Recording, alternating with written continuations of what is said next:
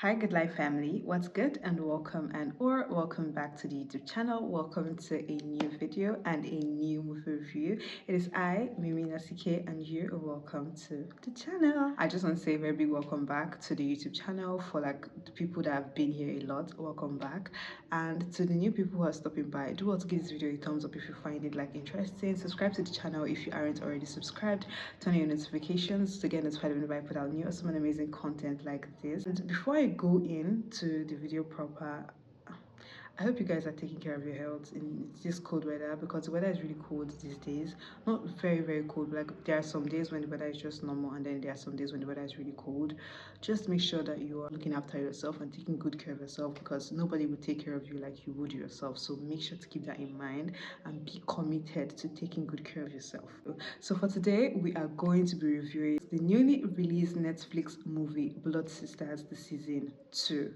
If you haven't already seen the season 1 of this particular movie, I did a quick recap on my channel, and I'm going to be linking the video of that recap somewhere here on the screen, so you could quickly click on that, go watch it, so you can understand the full story or the concept of the movie and come back. And then even if you have seen it and you're someone like me who has like forgotten almost every single thing about the movie, you might want to go check that video out, quickly watch that and come back here. How I would describe the season 2 of this particular movie, I would say it basically carries us on the journey of how the girls, that's the blood sisters, the besties in this particular movie, namely Kemi, Sonia, and Sarah Duru, the roles of which are portrayed by Nancy Sime and Inidima Okoje, respectively. These season 2, in my opinion, carries us along on the journey of how these girls basically fight for and get justice for themselves in a flawed world and a flawed society where we live in, where money basically rules the world. I would not necessarily say that they get justice per se.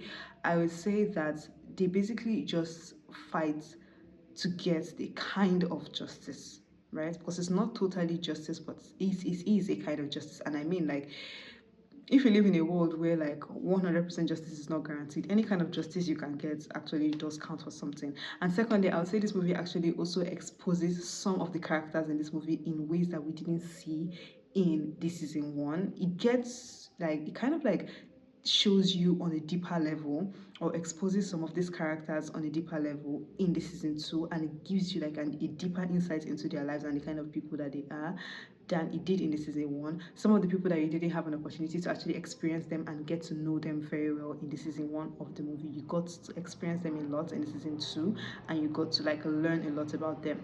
In this season 2, if you haven't already seen it, you're going to love some people. You're going to love some people that you didn't think you love. You're going to hate some people that you thought that you liked, and you're going to hate some people more than you actually did, and you're going to be disgusted by some people, and it's just like a whole lot of things going on. I genuinely would recommend you go see this movie if you haven't. In the season 2 of this movie, we get to see that, I'm really sorry if you have not seen this movie, there's going to be a little bit of spoilers. I'm going to try as much as I possibly can to keep it minimal, but like it's not 100% guarantee. If you know you hate spoilers like me, please click pause. No, don't click out, pause this video, minimize, quickly go and watch the movie, and then come back and continue watching this one, so that we can be on the same page, and I'm sure that I am not stepping on any toes, right? The girls are taken to prison, of course. They are arrested and taken to prison. In this season 2, they are being accused of like a whole lot of things that they did and did not do. Okay, Udrak makes it her life's sole purpose to make sure that these girls basically suffer like the worst kind of punishment that like possibly could exist, as a result of their being involved in her son's death, and ultimately just making sure that they are wiped off the surface of this earth. She accuses them of deliberately killing Kola, like gives like the impression that they are stone cold murderers, like they kill people. Like it's not something that just happened by chance or as a result of a response to something that happened. She tries to give the impression that they are stone. She accuses them of that they are stone cold murderers. She accuses them of killing Uncle B deliberately just because they do it for the fun of it, like they are murderers, right? And she accuses them of attempted murder on the other members of the Ademola family. And I mean, like, in a world where money rules, you know that this kind of thing, like this kind of accusations would hold water very well, because how dare you go kill rich man picking? I pity your life. Anyway, the girls are taken to prison. They are, like normal procedure. There's going to be like, they are going to try them in court, and people are going to come out and point out evidence, accuse them, say this, say that. I honestly don't want to spoil the movie for people who haven't seen it completely. So I'm just going to leave, like, I'm going to be leaving a lot of blank spaces, and you feel that in when you actually do see the movie. Did I find this movie interesting? Yes, actually I did. I'm not even going to lie and come on here and say this and that and that. Although prior to like the release of this movie, I was seeing some already like advanced negative reviews on this particular movie based on like the trailer that came out sometime earlier. I think this last or late last month. Yeah, people were saying all sorts of things, and honestly, I know that I do like, I get their points and I don't disagree with them. There are some things or some issues that were raised. For instance, they talk people criticize the movie about not properly like depicting what life in prison is in like an actual Nigerian society, and genuinely I totally agree with that. But one thing we need to also take into consideration is the fact that this movie is not like, how do I put it? One thing that you need to take into consideration in some movies is that a movie cannot really tackle all of the problems that society is facing. A movie cannot completely expose all of the crazy issues that society is facing. And in as much as the movie didn't do so well in depicting like what real life in prison, like in regular prisons in Nigeria looks like, I fault them for that. I'm not about to come here and just fight and say they did good by not doing that, but we should also cut them some slack. Right, they have some other things that they're actually tackling in this movie and exposing in this movie. So if they did not get that one particular part, like 100% right for reasons best known to them, we shouldn't crucify them. And also we need to know that in this particular movie, it's a fictional Nigeria, like it is not the actual Nigeria. And in as much as I also like, I'm a great advocate for movies exposing the realities of society and realities of like what we experience in Nigeria on a daily basis, one movie we also need to know and take into consideration. This is very important. One movie cannot tackle all of society's problems. They have things that they are tackling, and in as much as they did not depict the fullness of what the life of a Nigerian prison or the regular day life of a Nigerian prisoner is, they tried their possible best. They didn't show like it in its reality. To be very honest, I'll say I fault them for that to some extent, but then I also give them like small gap, because I mean, like, they can't do it all, right? At least they'll do small and leave some for another movie to do another one, right? They didn't show, like, people were complaining that that is not like the kind of food that is being served in Nigerian prisons. Talk about how like the environment of Nigerian prisons are not really like what they are portrayed to be in this particular movie. The outfits of Nigerian prisoners do not look anything like what these people put on in this movie, which is actually true. I fault them for that, but then I also would give them credit for the ones that they did right. At least, in as much as they did not show like the full extent of what a life of a Nigerian prisoner is, they kind of showed some aspects. For instance, like the whole leader of the system, the whole bullying that most likely would go on there. I really don't know. I've never been in prison before, to the glory of God, and I don't know personally anybody who has been, but like I just genuinely feel and know that wherever there is a system, right, there definitely are going to be movers and shakers of those systems. And this particular one was depicted properly well inside this particular movie. And another thing that I heard people talk about, that people criticized about this movie from the trailer that was released, they said there was weak acting from Nancy Isime. In as much as I cannot dispute the fact that the Nancy Isime of now is not the Nancy Isime of before, I am honestly not going to say she didn't do well in this movie. Please, guys, let's cut people some slack and let's be fair to people. I genuinely feel like Nancy Isime did good in this movie. I feel like she brought forth what this movie required her to bring forth. Right? She didn't do too much, she didn't do too little. I genuinely just feel like she stayed in her lane, she stayed in what was required of her in this movie, and she delivered like what was expected, right? She didn't do poorly at all. One thing that I also like to commend this movie for, I don't know if like any other person would agree with me or any other person feels like it is necessary to commend them for that, but I genuinely love the display of elegance in this particular movie. The outfits of Ujwak and basically everybody in this movie was like so on point, like so good.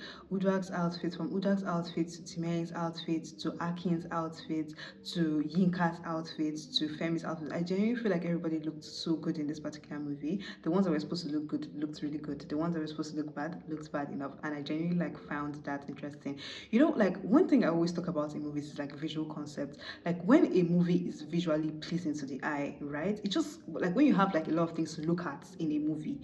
One thing that I just genuinely feel like movies should take into consideration is like if the visual concept of your movie is top notch, people are going to easily not point out the flaws in a movie. If the movie is busy with like a lot of things that look good, people would most likely get distracted by all of those facts and forget that there might be one or two flaws in this movie. Because quite frankly, I'm not going to lie, I was distracted by the way the movie was just very alluring, beautiful. It looked good in the eye. To like attention to detail that you can see in this particular movie. I genuinely feel like this movie, the team for this particular movie, they did a great job. This movie was interesting. This movie was action packed. One thing about me, I like action packed movies, right? I hate slow burn movies. I hate boring films, right? Any movie that has like a minute of dryness, count me out, please. This movie was action packed from beginning to the end. Like there is always something in every single scene to keep you busy. There is no idle discussions. There is no meaningless acts and things that don't really add up. Like every single part that was imputed into this particular movie had a role to play in the grand scheme of things. Like you can actually trace every single thing that played out in this movie to the grand plan, like the grand story. It's actually like very commendable for like a movie to carry like a cast this large, right, and actually like blend them in together. In as much as some people didn't really do a lot, but like I just genuinely feel like there is no person that I can think of right now off the top of my head I saw in this movie and I was like, what was the essence of bringing this person into this movie? Do you get? Like even like the most seemingly most insignificant people, for instance, the sorry people who haven't watched the movie, excuse me, I'm about to spoil. The lady that was sent to the prison to attack Sarah Duro and kill her, do you see how like in as much as she was almost killed instantly, but do you see how like she actually had a role to play in this particular movie and she delivered and they quickly removed her? Another thing that I also want to talk about is the fact that they did not let any person like that is irrelevant or not so relevant stay on this screen for too long, because there are some movies that they will bore you with the most irrelevant things and you are like, bro, like this movie would have gone on so well without this person that you put here. Why do you have to kill us with boredom? Right, that was like also really like really commendable. Let me know if there's any actor or any particular cast member that you found slacking, because personally I don't know if I'm biased or if I was just basically distracted with like the whole concept of the movie. I didn't really find anybody particularly slacking in their roles, if I'm to be honest. But there were some people that I feel like they had some very weak lines, and I'm going to get into that along the line. I just pray it doesn't like slip off my head. I would remember to get into the people that I feel like some people had really weak lines in this movie, and their character could have been better if they had given them stronger lines, right? I love the effort put into showing raw and unfiltered emotions in this particular movie. Kate Henshaw nailed her role in this movie. I was genuinely like so impressed with her acting and her dedication to bringing her character to life in this particular movie. From all of like her overall mannerisms to her facial expressions to her tone of voice, like I genuinely, I mean, like, see, OG na OG, you forget. People that are OGs in the game, they are OGs. Like, people that, like, people toot their horns and sing their praises, right? There's almost always reasons for that, to be quite honest, right? Kate Henshaw did so remarkably well. And let me talk about Uche Jumbo, and like she's such a drama queen. Like she's such a drama queen, a typical African mom. I was really sad about like what later happened to her in the movie. I don't want to get into that, but like I genuinely feel like she did so well. And on that thing, she didn't do too much. Do you know that there are people that do too much in movies? Like there are some people that do too much in movies, and it's like, Auntie, calm down. Your own is too much. I genuinely like the level of energy that she pumped in and pushed into her character in this particular movie to bring that particular character to life. It was quite impressive. I loved it. Another person that I specifically want to talk about is Inidima Okoji. There's one of two things. It's either Indima Okoje is a very fantastic actress, or this is just how her personality is in real life, because there is no way anybody knows of a character so well to the point that you genuinely start to, like, sometimes you just want to strangle her. I'm like, bro, move your body. Like, why are you so dull? And do you know the crazy thing? Like, I love the fact that this movie actually kind of like subtly showed us how two people can go through the exact same things and come out completely the same.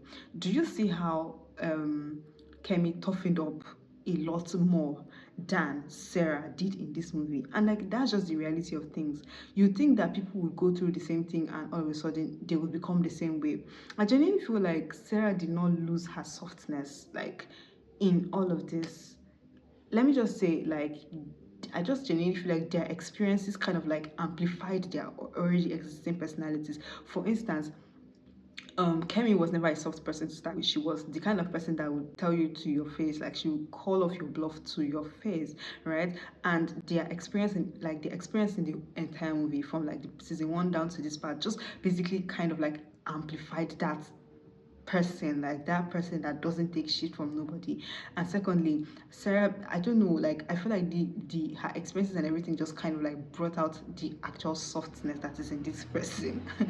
Because I mean, like, simple, common, simple self-defense. I think no one even wants to be. She just like made it just a bit bitter every day in her own be that. Which was like, it was annoying at some point, but then when you think about it on a deeper level, you cannot force somebody to be what they are not. I mean, like, life situations can force people to not be what they are not, but like, it's not everybody. There are some people that situations will never change them, right? And I think Sarah Drew just happens to be one of those people that would remain soft babes for life, like regardless of the situation. One other actress that I was so excited to see on the set of this particular movie, Blessing Obasi Nze. I don't know if I'm biased because I like Blessing. Do you know that I genuinely like Blessing Obasi? Like, she's a very fantastic actress, like I said before. She did really good in this movie. One thing I'll say though is the fact that I genuinely feel like her lines were actually weak for someone that's supposed to like be commanding, in such a space like that. I feel like her lines were weak. I really don't know how to explain it, but then it's just like, if you get it, you get it. I genuinely feel like they could have given her stronger lines. Do you see the way Udrak Ademola's lines were like so strong? Like, when she speaks, you just know this person is a powerful person. I genuinely feel like what's it called now, Mimi, she plays the role of Mimi, who is like the commander-in-chief of the prison in this particular movie. I genuinely feel like her lines were actually weak for someone of that caliber and force. Next, hey, before I forget, we want to talk about people that we hate so much, like we later started to hate in this particular movie. As of season one, I was confused. This Akin, do I like him or do I not like him? But in season two, I genuinely just concluded that I do not like this guy for nothing. Like, he's very silly. Such like I this guy disgusted me so much. Like, when I talked about like how this movie would expose people in a different light that you never ever saw them in, Akin was one person that was exposed to just be very stupid in this movie. And when he finally met his Waterloo at the end of this movie, I was like, good riddance, because the guy was actually bad rubbish. Because the guy was just like here and there, here and there. Like, bro, what exactly is it that you want, right? He's going to come over here and do this one and go over there and do that. And it's just like, I've never seen a more confused individual in my entire life. Yes, I get it. This family is feeding you, they are clothing you, they are giving you the soft boy life they are living. But like, it's not to the point of becoming so foolish. Like, he was so foolish and disappointing in this particular movie. I can't even lie. Another thing that I feel like this particular season 2 exposed was the strong bond between Femi and Yinka. And in as much as they are not the best people on the planet, but let's give honor to whom honor is due. They had a very fantastic bond and it's like very commendable. And I kind of like started to like them a little bit in this movie just because of like, I like love, like I love genuine love. So that is that for that. And then another thing I feel like this movie actually did this season to actually it exposed Timaine to actually be sort of foolish. I mean, like, in as much as we cannot deny the fact that she has some brains for business, but like, it doesn't change the fact that she's actually foolish. Because, sister, what on the surface of this God's green planet will make you to feel like a young man that is coming to you to pitch an idea for you to finance, for your company to finance, to enrich him in the long run or in the grand scheme of things, is the person that you're supposed to just randomly start falling in love with for no reason? Like, the guy didn't even have to do too much. Like, I just genuinely feel like Timaine is a child that was just begging to be loved. Begging to be loved. That's why she loved her older brother so much. She loved Kola so much because he showed her love, despite the fact that her brother was not actually a good person, right? I just genuinely feel like she was begging to be loved, and this like the slightest show of small love, like I love you. Like, small blue. They all blew her small love in air. She would grab it with her both hands and like lose her thinking faculty. Anyway, I like the fact that she saw the small pepper that she ended up seeing at the end of the day. And I do not like the fact that Timaine gets to walk away scot-free in this movie because she's also not that much of a good person, if we want to be honest with ourselves. She's not. And then if you think that she is a good person, I think you have to go back and watch the movie again. She's not a good person. Nobody in the Ademola family is a good person. And I just love the fact that everything just started to crumble in front of them, like, especially their matriarch. Like, Udra got what she deserved. I did not like the fact that this movie did not give me the closure. Like, I wanted to see the end of this woman. They didn't give me closure. So maybe they are leaving room just in case they decide to act season 3 tomorrow. they can have like one or two things to add. Because if you notice, the same thing they did in season one, what they're doing in this season two. Season one, we did not see the end of Woodwork. Now season two, they've done the same thing again. Perhaps they're trying to leave like small room open just in case they decide to, make a season three. Because actually, I feel like a season three is low-key cooking, because a lot of people have not really gotten their complete justice, right? They have not really gotten like their poetic justice. See, Yinka and her husband, in as much as I love their bond and stuff, something still needs to be done. Like someone needs to fuck them up properly, because they're not good people. Even Simeon herself, she needs to get her own fair share. And too bad. I let me introduce. We got to see what's his name now? Benjamin Tuitu. Quite frankly, I don't know the correct pronunciation of that name. Like, I think that should be French, something French related. He plays the role of BJ, that is Uncle B's son, who came on a journey to avenge his father and ended up getting a quick exit to go and meet the fan. Oh my god, that's so mean. Anyway, do you know one thing that I genuinely feel like there are some things that this movie did not attend to that I have questions. Number one, exactly what is it that the Ademila family was feeding Uncle B that made him so dedicated and committed to them like that? That's one thing. To the point that even his own son will come and swear his allegiance after he has died. I mean, make like you have to give me a back. Like there are some things that you don't just drop in a movie. You have to explain to us and convince us beyond reasonable doubt the reason why this thing has to be the way it is. Secondly, the movie did not still explain to me exactly why Udra hated her children. They didn't give me a solid reason. And we can't just let that slide. You have to give us like there has to be like a strong reason. The movie did not attend to that for me. Next, please, BJ Abi, Uncle B Junior, was he able to pull up like a group of murderous, bloodthirsty bikers that were just readily available to go after those girls and want to kill and gun everybody down? Uh, are such things available in Nigeria? Am I the one that is just too shielded? Because I can't really believe in a universe where that exists, especially not in this country. But I mean, like anyway, like I always say, we have to give them small allowance. It's a movie. So generally, to be quite frank, I would say I think everybody did really good in this particular movie. I cannot finish talking about every single detail about this particular movie. Otherwise, this video will be like 20 hours long. Because if you leave me with talk, I can talk from now till tomorrow. So generally, I'll say the movie was good. If do I recommend it? Yes, I do. Go watch it if you haven't seen it. And if you don't agree with me, I beg, drop your thoughts in the comment section. Let's argue it out there. And for a rating, I think I'll give this movie a 7/10. I really enjoyed it, and I think it's a very interesting movie. And with that, I think we've come to the end of this particular video, this particular movie review. Do well to share your thoughts in the comment section. Do well to subscribe to this channel if you aren't already subscribed. Give this video a thumbs up if you enjoyed watching it. And until I come again to your screen next time, I remain your girl, Mimi, the CK. Thank you so much for watching. Thank you so much for stopping by. I love you all dearly, and God bless you. Bye.